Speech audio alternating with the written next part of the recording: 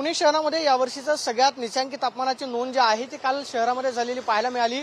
पुणे शहरातलं तापमान हे 8 अंश डिग्री सेल्सिअस वरती पोहोचलेलं होतं। मात्र आणखी पुढचे 2 दिवस जे आहे ते पुणे शहर त्याचबरोबर जिल्ह्यामध्ये आणि राज्यामध्ये थंडीचा कडाका जो आहे तो वाढण्याची शक्यता हवामान विभागाकडून व्यक्त करण्यात आलेली आहे।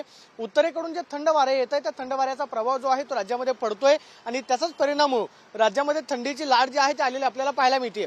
गेल्या 2 दिवसांपासून पुणे शहरामधलं तापमान जे आहे ते हळूहळू घटताना आपल्याला पाहायला मिळतंय।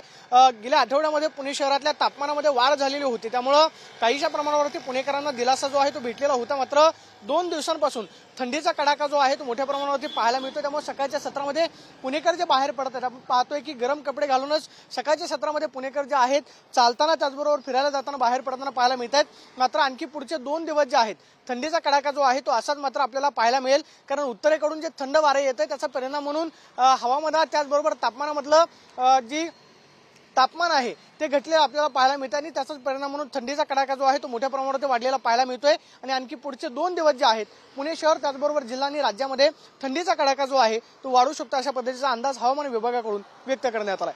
कॅमेरा पर्सन विकी चव्हाण सोबत प्रदीप कापसे, TV9 मराठी, पुणे।